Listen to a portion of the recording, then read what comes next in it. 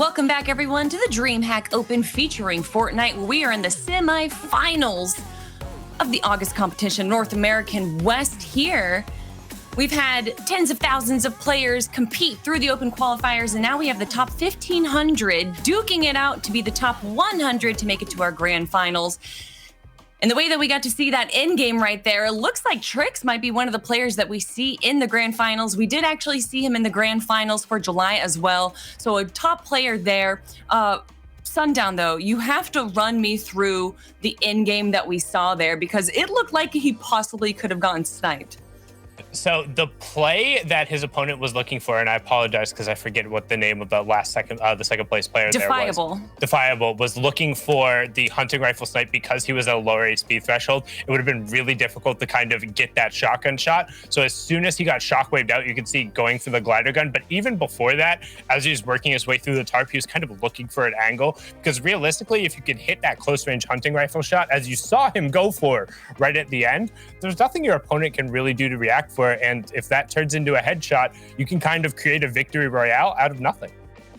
Yeah, speaking of creating something out of nothing, we don't have a top 20 graphic for you guys right now, but I do want to talk about it a little bit. Trix in second place with 120 points after one match, and I don't know if there's just something wrong right now with the numbers. Epic Re is in first, but he has 4 matches played, and he's gone 95th and 100th and 81st. So I think we're going to have to look a little bit at Reet and see exactly what's going on here. But it looks like, guys, we don't even need a break. We want to get back into the action. So Fallout, Sundown, take it away. Thank you so much, Kelly, as we are getting ready for our second game of the broadcast. Of course, if you're just joining us, welcome. Thanks so much for being here. This is the DreamHack Open featuring Fortnite. Second straight month of events. Second straight month of a $250,000 tournament spread across all of our regions in NA West and NA East. And of course, in Europe, we have been blessed with so much great Fortnite. Anyone here, any of you watching could qualify, could have qualified for this tournament. And this is just the beginning. Monthly tournaments from DreamHack. We are so lucky to have them as we are jumping into game number 2. Guess what? We're going to hop on board with Arkham again. Will he try the drop towards authority? No. He's like, I'm not doing that again. That was a bad idea. Let's go back to where he's familiar with in Riggedy. Yeah, and it seems like he already had another game under his belt as well with the 73 points there. We have NA Benji in the top right sitting at 74. And then on the left-hand side of the screen, you can see a little bit of the bus path. However, you see Benji kind of potentially losing that early drop-off at the start. Yes, there is a player in his house, not necessarily finding anything, trying to create some kind of distance. It does get a tactical shotgun. However, the opponent with a charge on the other side of the wall makes it super awkward, but no! It takes him down. Monks getting monked right there. The first charge shot put him down to 15 HP, but not able to find the second when he pushed through, trying to greed for the pickaxe elimination, but the tactical shotgun coming to the rescue of NA Benji. Wow, the retail road drop always is lit, has been lit since day one. You like to see it. Benji gets the first limb as Arkham going to be back in his home where he's more familiar with. Looks like he's completely uncontested, actually, as now he'll be able to get some loot. And will have this entire POI to himself. So after a game or two where, he tried dropping authority, he said, you know what, first game, maybe we're playing a slightly lower tier of players. And keep in mind, this is still the open kind of skill-based or points-based matchmaking. So the more points you have, you'll be playing against players in a similar point threshold. So in the first game, you have a chance to be playing against anyone. Maybe that's a decent idea to drop in authority, play more aggressive. Now Arkham's starting to take it more and more serious. We'll be dropping on his own. We'll be looting on his own. As meanwhile, we do have a replay at the bottom left first screen. You can see the replay going on, trying to set up just a quick little shot there. The snipe, and we talked about it. If you're standing still, you have to keep your side covered. A little bit unfortunate there in the early game being caught out, but Arkham getting a nice little uncontested loot path, which is going to bode well for him. So let me swap back on over to Big CJ, currently rocking hunting rifle, rare pistol, and just a regular charge shotgun. So he's going to be in a little bit of a tough bind if this player next to him pushes. There are 3 players in the area, will pick up the rare AR as well. So if he's able to find a little bit of distance and get some tags early on, he could potentially win a fight, but not necessarily the best loadout early on in terms of close range engagement with Montero just right around the side from him. Yeah, the hunting rifle is a good place to start, though, as he's going to connect for some damage there, but he gets tagged up as well. So pretty even fight here. He's going to be taken with the aggression, with the common shotgun to his name, and of course he's going up against attack shotgun, so it looks like CJ does have some minis and does have the advantage in this fight. A little bit of an early engagement. Honestly, this can go either way, as it looks like it may go in the way of Big CJ, as he's going to take out one brilliant shot after he actually got hit first by Montero. With the tactical shotgun, he's able to get the elim and a nice little pickup. That's one elimination for CJ.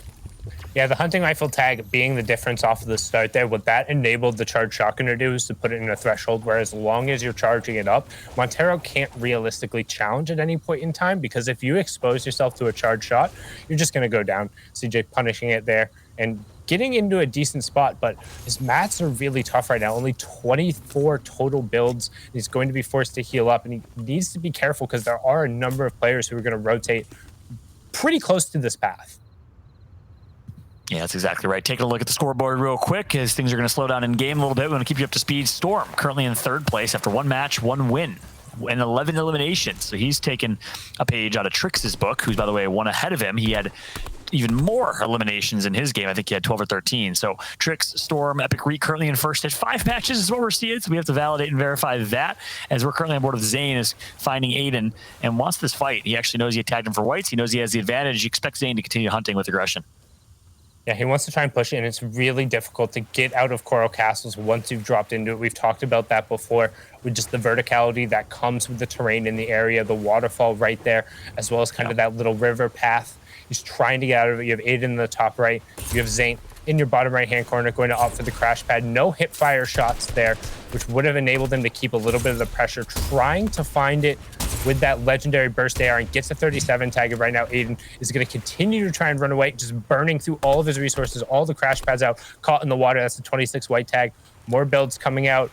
You do have the shark looming as well, and another player to the right. So this is honestly going to be a race for who can close out this elimination first. He wants these points. He wants the mats that come with it. He's going to need it, and he's able to find it before Extra Instinct is able to get over the top of the hill. But, just needs to get away from that loot shark right away, because you don't want to get caught between that and another player, as the headshot should hopefully back off Extinct and give Zane 1X a little bit of room here to work. He called me impressed by Zane. He connects with the first shot, perfect accuracy shot on one, and now he's playing with aggression on the other. As actually looks like a third party is looming as well. He probably recognizes that he got tagged up, and he hurt him quite significantly. Extinct leveraging those chug splashes for the quick heals, and there comes the crash pad into your box. As he almost going to be enough, not necessarily yet. He needs to be careful because that third party is here. 3 people to the fight. Zane says, you know what? Not sure if it's worth it. I'm going to back out, get a better angle. I have this burst or assault rifle, which I could use to try to get long-range picks. And the legendary burst AR, if you're able to kind of chain together a couple body shots or headshots, it makes a huge difference. He just doesn't really want to get caught in that fight. He already got his elimination. He got his 5 points. He doesn't really need to get stuck in there. And Extinct, realizing that, again, a third player is coming board. That's Dabber Amosys, who just went up and took the high ground away. He doesn't want to get caught in that either, particularly because he has 6 builds. 6 builds, less than 100 effective HP, like no way to load himself back up. Dabber trying to get a push on them. You can see in the bottom left-hand corner, we have Drowsy getting his victory right now versus Reet in the left-hand corner via the replay. So nice little pickup there, but Reet, that was his 5th game and getting the 2nd place, which, while some people might be surprised about, that seems pretty much on par for Reet. Right, he's going to have a couple of games where he's going to go try and pedal to the metal aggression, push absolutely everybody he can. And, you know, sometimes you don't win those fights off of drops, and sometimes you don't win those fights off of drops 3 games in a row, and it happens. But he's just going to continue rolling, and if he's able to get those points and kind of get some momentum, I would expect him to be in an all right spot. But Extinct is not in an all right spot. Wants to try and get those bandages off there. We have Divinity Bray now in another fight on the other side, who's also in a rough spot. However, the Flopper's in plenty of utility to make up for that, as there's 4 players in the immediate vicinity around him. Yeah, Extinct, a couple of 2nd and 3rd place finishes in Cash Cups and FNCS. So he's been here before. Look at who it is. It's Zane, who was actually in that fight earlier, and a smart rotation way out. I like how Zane's playing. Very cautious. Goes to show the amount of respect that these players have for each other right now. Zane had the clear advantage in that fight, still decided not to take it, and we're still in earlier games, is now on board with Bray. Bray looking to fight a 1 versus 1. Zane, a beautiful shot. He is looming in the corner with that burst assault rifle, keep in mind, so he can try and rain on someone's parade here as Rucka and Bray. It is going to be Zane with the long-range shot. I predicted it. I brought it to existence, as he's going to play this so well, just kind of gatekeeping outside the fight. When you have that burst assault rifle, you can play that way. And, you know, any aspiring Fortnite players, take notes here. Depending on your loadout, should change how you play. You should not just call yourself a W key player and always W key. You should say, I'm a W key player if I have the right loadout to play that way. And what he was able to do there is recognize the fact they're fighting and just pour some shots over. If you don't take those shots, there's no opportunity to get that elimination. But he was helpful enough to find the burst onto him and became the benefactor of it. As now we swap on over here to Bricks, rocking legendary AR, uncommon shotgun, and the peppers being the key loadout here. He has a beat on Tetra, going to find 1, 2, 3 shots. The headshot in there as well, being huge, trying to immediately continue that spray up. You see the hip fire going to pop the pepper to chase him.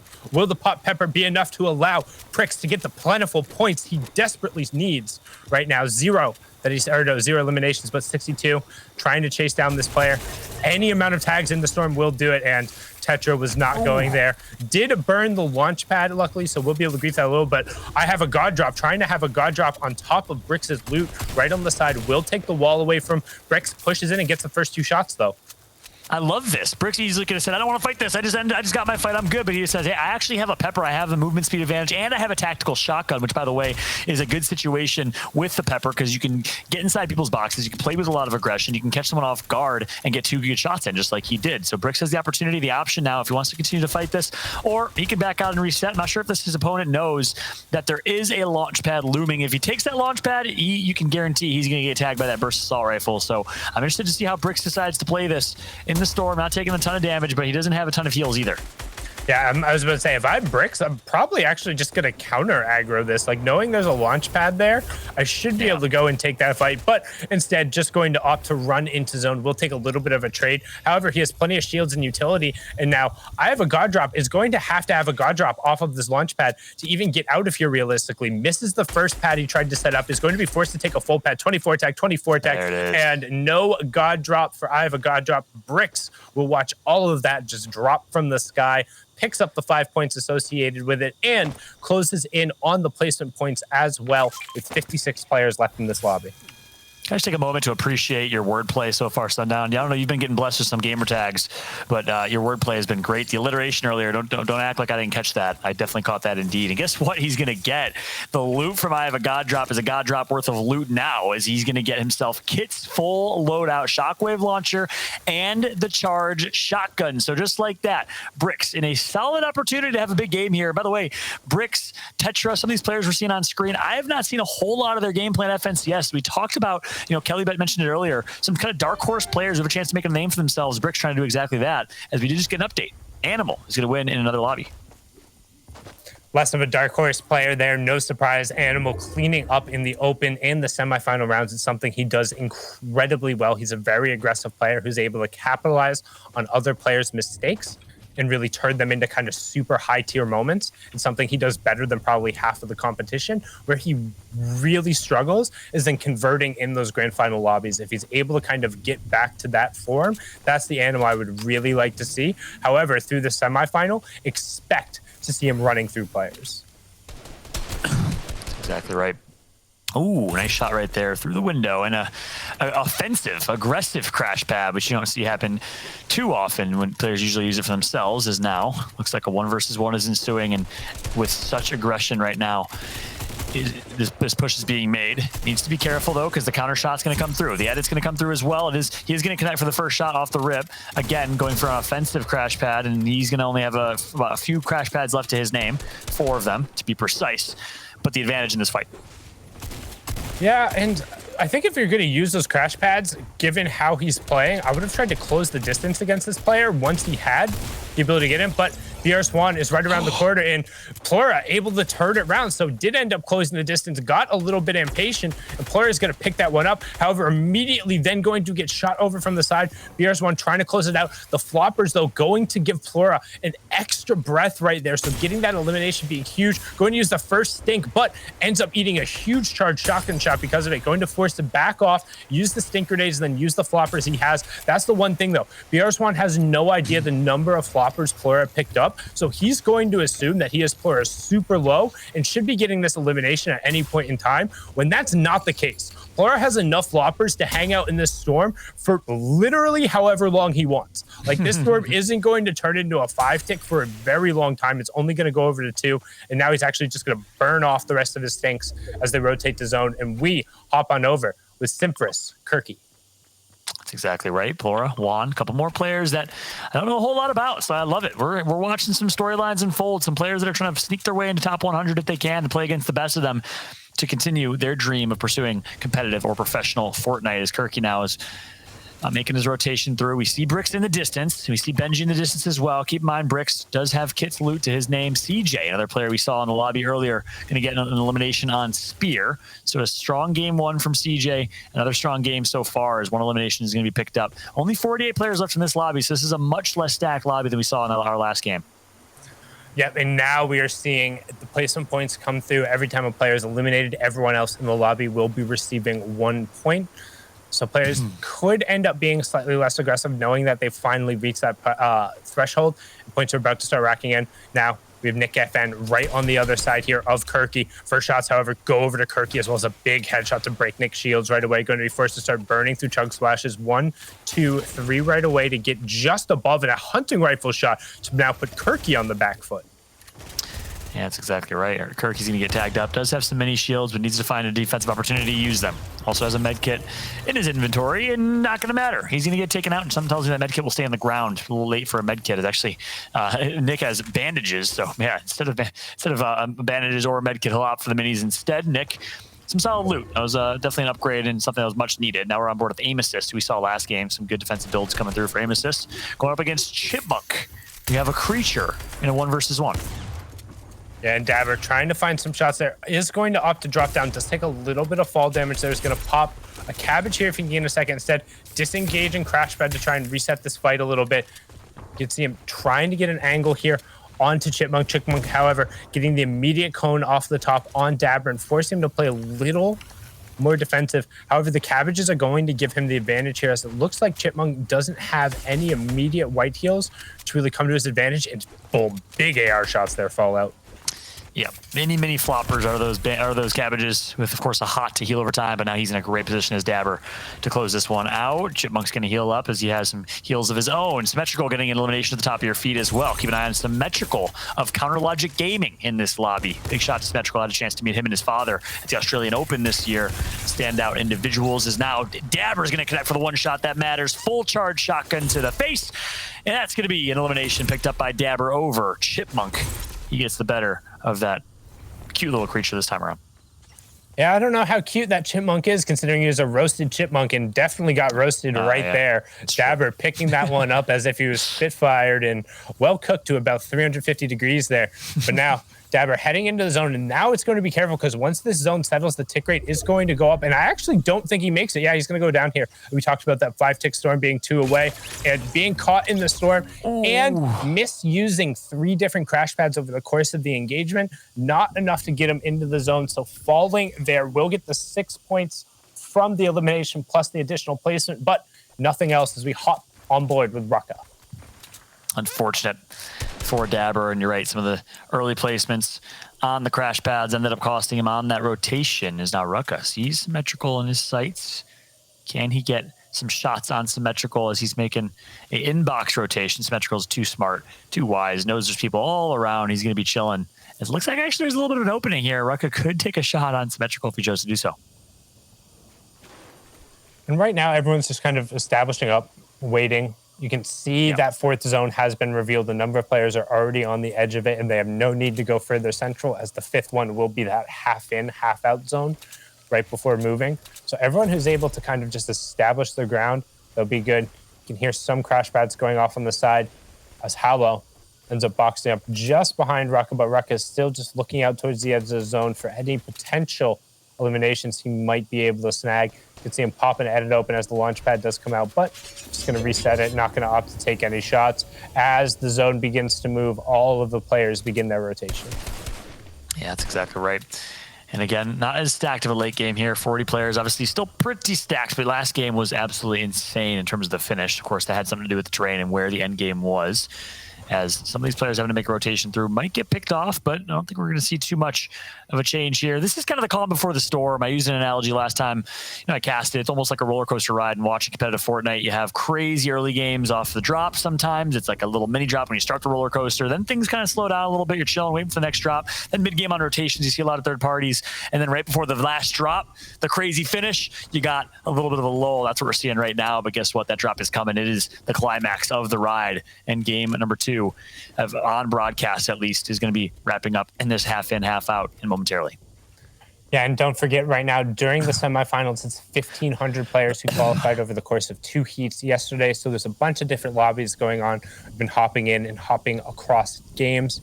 Right now we have Bricks in the top right-hand corner, Rucka in the bottom right-hand corner, everyone else who's in the lobby on the wide, Viensa, Nanololo, I'm Extreme.exe, Pearl, Joxy, Slavlix, Jeffers, DT Dubs, Twitch, Dubes, and a number of other players. You can see Keox there, who also had a really solid start to yesterday, boxed up in the cone towards center zone.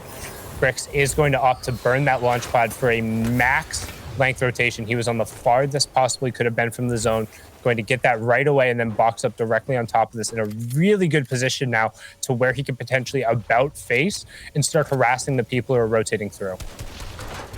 Yeah, 2 eliminations for Bricks and the God Loot. We're going to jump back on board with him as this is a story we want to follow. A player, again, we don't know a whole ton about, is currently sitting with 83 points, which is, I think, below the, maybe around, I think maybe within the threshold. We'll get that number for you. We'll keep you updated on that number as Bricks now is actually going to be engaging in a fight. He's going to get tagged up quite a bit, and oh my goodness, he needs that get out of jail free card, and he needs a dream as he has 1 HP. Sundown, some way, somehow, gets that dream, manages to stay alive. You can hardly believe it. Bricks living on a prayer right now. Prayers up for Bricks in the chat, please. Oh, he looks nervous right now just from the actual amount of gameplay that's going through. I'm not sure how many times he's been in this opportunity where he's had Caddy Corner in such a game where it's been stacked, but he really should not have taken that amount of damage, and the amount of hard materials he was forced to burn through right there, it's going to put him in a tough position. He really needs to find a pick, and I mean, we're talking about fractions of a percent of HP. You can literally see that HP bar is at 0 right now. This is just a little bit of a visual bug. If he does take any damage over the top, it will tick him. However, the 100 shield will be enough. If a stink ticked on him, he will go down. If he takes any storm tick, it's going to be dangerous. So a siphon is going to be key for him.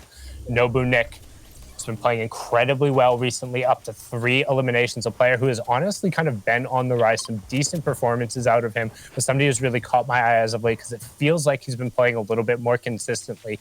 Might be one of those players who got a little bit of a bump with the pump shotgun not being in the game anymore and that just fitting their play style better. But he's currently in our bottom right-hand corner as now we move into the 6th zone, which is the start of our full moving zones. That's exactly right. We still have quite a few players alive still, as since we've last offered an update, only 2 players got eliminated, which is what you're used to seeing. Half ins, half outs don't always get too crazy, but this is where madness will ensue. Nobu Nick with the rotation on the jump pad will be rotating early, and look at all these bodies flying through. He's actually able to do it without taking any damage, and now is able to try and just do opponents that were following him, tries to get some free shots, and folks that aren't going to have the same fortune as he had, as he's just teeing off on some good shots here towards mid-range. Yeah, Nick in the bottom right-hand corner, Moni in the top right, the rest of the lobby on the wide on the left. You can see Nick trying to find an angle to find some shots on players rotating through. You can hear crash pads going off across the entire lobby, everybody using whatever rotation they can because you have to go down a river and up a mountain. Grandma's house isn't on the other side. It's just a zone, and Nick is going to deny the entry there. He says, no warm cookies for you, picking that one up.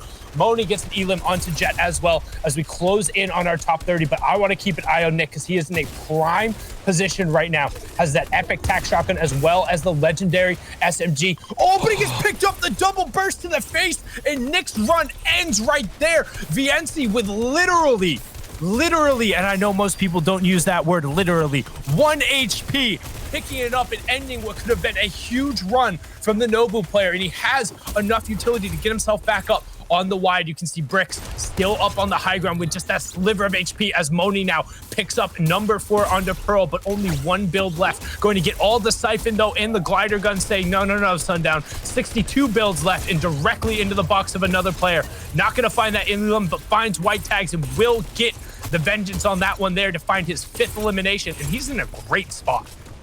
Unfortunate situation for Nick is sometimes, speaking of grandma's cookies, that's how the cookie crumbles. 2 bursts to the face, not much you can do, but the grapple gun is in Moni's hands. He's going to be able to take high ground with that. Needs, of course, to be careful of Bricks if he's still alive. I'm not sure if we're going to keep an eye on that screen to see if he is. I haven't seen him in the kill feed just yet get eliminated, so we're keeping an eye on Moni here. 5 eliminations to his name. Jeffers with 3 eliminations to his name, and he does have Ocean's kit with the burst AR, so that's going to do a lot of damage to structures. He's going to try and pop that, and it looks like he will be able to. Interesting from Jeffers. You don't usually see Ocean's Bottomless Chug Jug be used here in the late game, and he's going to have some ground to catch up now. Yeah, he has the 6 chug splashes as well. He's kind of just banking on the extra HP and then coming in on the positioning wise, but he needs to be careful of his angles. Jeffers in the bottom right. You can see in the top left, symmetrical all the way up on the high ground, dropping in on Keox and gonna get a refresh on him right there. You have Canada all the way down the low ground with Berserker, Big CJ, Pilot, Slick, Rucka, Jeffers, and Toff on the mid tarp as we're back on board here with Jeffers, who's still up at the 100 HP mark. Top right-hand corner, we have symmetrical. Bottom right, Jeffers. Everyone else in between on the wide on your left as we now close in on the top 10. 11 players left, and this is going to come down to the wire. Yeah, symmetrical, one of the most experienced, actually the most experienced player left in this lobby, undoubtedly is going to make the right play, the veteran play, holding ultimate high ground, letting all his little peasants below him fight one by one as he's hoping he can pick up a few eliminations with that SMG by getting a little bit of a headshot as well. Rucka's going to get taken out on screen. Symmetrical with 3 eliminations to his name, and there you go. He is going to get that headshot, and he's using that crash pad offensively as well. He wants to get in the action, though. He does have ultimate high ground. He will continue to hold ultimate high ground, but he wants to see if he can get a few of these picks here, Sundown. He wants picks, he wants as many eliminations, but ideally he wants to close out with the victory royale as well, using the crash pads to break the builds below him and looking to see if any players pop up, playing his own version of Duck Hunt here in the end game. But Jeffers is going for a late game high ground take back in the storm, finding floppers and using that to his advantage. But Symmetrical says, I've seen this book before. I've read that chapter, plenty of it in chapter 2. Toff gets ammo on the low ground, Symmetrical on the high, Jeffers in between. Symmetrical's on your right-hand side. Jeffers is in the bottom right, drops down to take the fight with Toff as he is now completely out of builds. Sim is now dropping down as well to fight. Toff and Jeffers both out into the storm. RPG ends up finding one. Symmetrical drops down and he gets Jeffers right after Jeffers picks up Toff. Victory royale in 5 eliminations, pushes him up to 108 points. The Counter Logic Gaming play. Easy peasy lemon squeezy for Symmetricals. He gets himself a 5 elim victory royale. We got some more Fortnite coming up right after this. Don't go anywhere.